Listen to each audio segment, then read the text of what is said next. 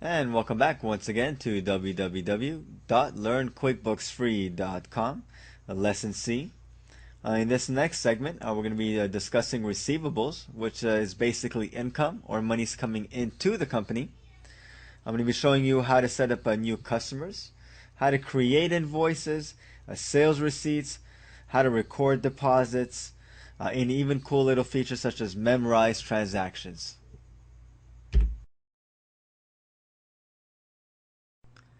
In this next segment, we're going to be talking about receivables and income. As you can see, we got the home tab over here. I'm going to X out of it over here again. If you ever want to get that back, all you got to do is hit the home button, by the way. The main area that we're going to be dealing with for receivables and income is under customers. So we're going to hit customers, and this is going to be some of the areas that we're going to be showing you right now. Banking is another area that you can be using a little bit, and I'm going to show you that later on. So let's go to customer, and then we're going to go to customer center, which is basically the same idea as vendor center. Over here you can take a look at all the clients that you have and add it manually. So let's go ahead and add a new customer right now, and we're going to call it customer 1.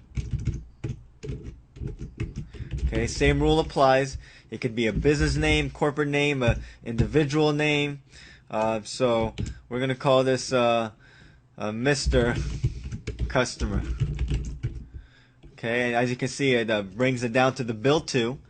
So for the bill to, we're going to call it 555 billing address at Los Angeles, California 901. Now, if your ship to address is the same as billing, then you can just basically do copy. But if it's not, then you can basically customize it over here. Now we can have your bill to and your ship to. Okay. For the actual customer, if they have a different address. So I'm sorry, not your address, but if the customer has a different address. Phone number, you can put the phone number. Email address is great. That way you can send them invoices. So we're gonna go ahead and put our email address for now. Okay. Additional info. So this is where you can, reference it as a wholesale, retail. I don't really mess with this a whole lot. Terms. If you're going to give your client some terms, so it's basically the same thing as what we talked about in the vendor setup. So we're going to go ahead and say this client's got net 30 days to pay you. Okay. Payment info. You can put account number, credit limit. You can put a lot of different stuff. Credit card number. This is all optional, but a lot of times I keep this kind of a little bit more simple, and I don't really put a whole lot in this over here. So we're gonna hit OK right now. So there we go. We got customer 1. Let's go ahead and add customer 2.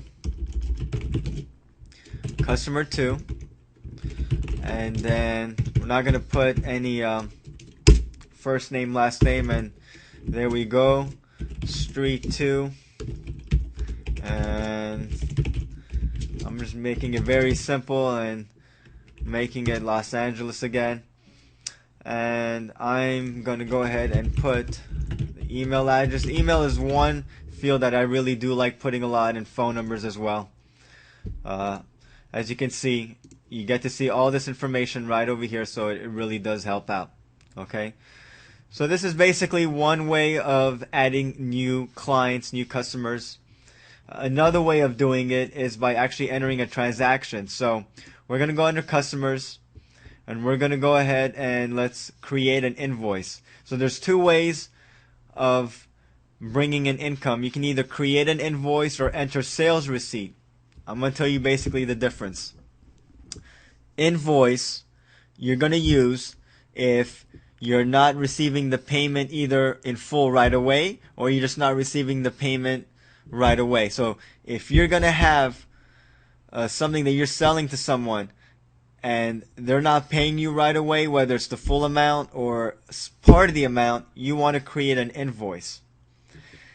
On the other hand, if you sell something on the spot and you got paid on the spot and there's no balance left, you're going to do enter sales receipt You can still do create an invoice, but now it's a two-step process under create invoice, where under sales receipt it's a one-step process. So if you want to make things faster, if payment is made in full, let's do enter sales receipt. And you know what? Let's do that first. So before you receive a payment, we recommend completing the payment methods interview. Would you like to do this now? I'm going to hit no, just because I already know the process. So I'm not going to go ahead and do that. Okay. So under customer job, this is where you basically get to pick the customer or the customer job. Okay, customer job. Let's go over here. As you see, project A is the actual job that we created. So what this basically means that if you have a customer, such as customer 1, but you have two things that you sold to them that you're going to get money on, and you want to separate these two jobs as they were two projects, you can create two separate jobs. So I'm going to show you how that's done. I'm going to hit add new, and customer name is going to be job A. Okay, or actually I'm going to go to customer center, and under customer 1 I'm going to do add a new job. So as you can see, it's going to pull up his information, and I'm going to write job A, and I'm going to hit OK, and I'm going to go back over here, and I am going to go ahead and do new add job once again, and I'm going to do job B. So as you can see, under customer 1 we have job A or job B. Customer 1 will subtotal everything between job A and job B. So let's see how that works. I'm going to X out of over here, back to sales receipt, and we're going to do job A. Okay, I don't really put anything under class personally, so I'm going to forward that. And as you can see over here, when I scroll over, it's going to say template, and it's going to have custom sales templates. So you can actually design different templates before you even proceed. So let's actually go and see how we design a template. A template is going to be under list and then template. And then over here, as you can see, we have custom sales receipt. We can either add a new template or we can revise this. I'm going to go ahead and actually just double click this, and I'm just going to go ahead and revise this right here. Okay, so as you can see, once you're in here, you can change a few different things. You can add a fax number if you want. You can add a phone number, email address, website address. As you can see, it's adding different fields down below. So at any given time, you can hit print preview and see if this is the way you want it to look. At the same time, whether you have all the fields that you want in there. Okay, so let's go ahead and hit manage. We're going to double click this. Actually, we're back to over here, and what I want to go ahead and do is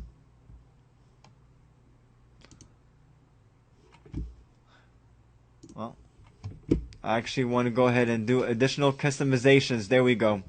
So once you're in here, you're going to hit this button down here called additional customization.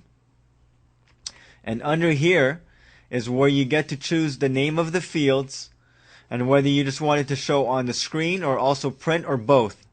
Okay? So you can actually have some things that show on the screen and don't print to the, when you print it out to show the customer. Okay? So it's really up to you on how you want to customize it. So we're going to keep it as sales receipt for default title. Date, we're going to keep the date. Sale, sold to, shipped to.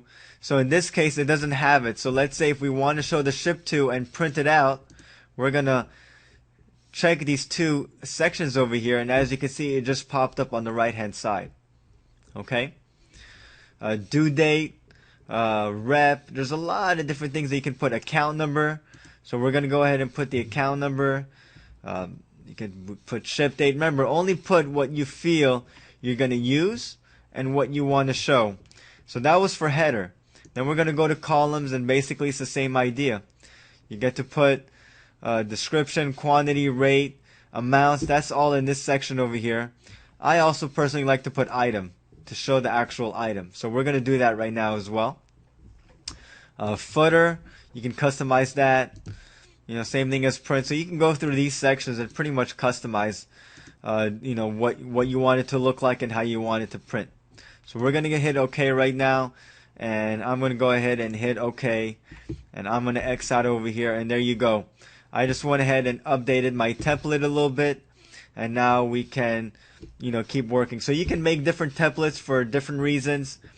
I like to keep it simple. I like to use one template for all, unless there's a real reason of why I need to do separate templates. Okay? So the date, if it's your first one, I wouldn't recommend starting it on 1. It looks like you just started business. You don't want to do that. So you can do it on 1001. You can do 10,001, whatever works for you, 500. It really doesn't matter. Okay? So we're going to do 1001. Okay? And over here, for check number I use for a few different reasons. I can either use for an actual check number if I got a check, or if I ran a credit card number, I would put the authorization number over here. So let's pretend that we ran a credit card on this one, and the authorization number was 555XYZ, whatever that may be. Okay? And then what I like to do, I like to put a dash, and I like to put V for Visa, A for Amex, D for Discover, M for MasterCard. And then for payment method, instead of putting Visa, okay, the reason why I don't put Visa under payment method is because you may have multiple merchant accounts. So in this case, this is where under payment method, it could, once again, it could have been a check for check. They already have credit cards over here. You could do that if you want to. Cash is if you got cash. Okay, but personally, like I said, I like to go ahead and put, merchant 1. So I'm going to go ahead and put merchant -1. As you can see, if I hit tab, it's going to say, it's not in the payments method list. Would you like to set it up? Yes, I'd like to set it up. And this is going to go ahead and be, so it's called merchant 1, and cash payment type. Payment type is going to be, okay, other credit card. And I'm going to go ahead and hit OK. And then there you go. So now for the item, this is basically what you sold. So we're going to go ahead and write item. If we scroll down right now, we see we have no new items. So you can hit add new. Let's say this is going to be a non-inventory part. So right now we're just selling a service, for example, and we're going to call it bookkeeping services. And we're not going to put it under a sub item. And then for description, once again, you can put whatever you want. I'm just going to write bookkeeping services. Price, I'm just going to leave it blank because there's no set price for that. I'm not a big fan of putting price over here unless you definitely have an inventory system, just because different people will get billed differently and so on. So I like to leave this blank personally, but you could do whatever you want. For accounts, this is where you would have to select something under income. So for bookkeeping services, let's say I'm going to put that under accounting service income. And I'm going to hit OK. Personally, I actually like to usually put that under the same name. So if I put bookkeeping, I will put bookkeeping on the other end. But for right now, it really doesn't matter.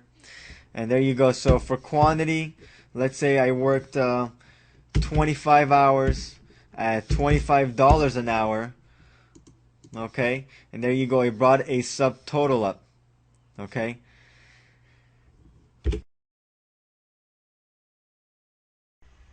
And that concludes the first part of this lesson. Visit our website to see the second part of this lesson at www.learnquickbooksfree.com.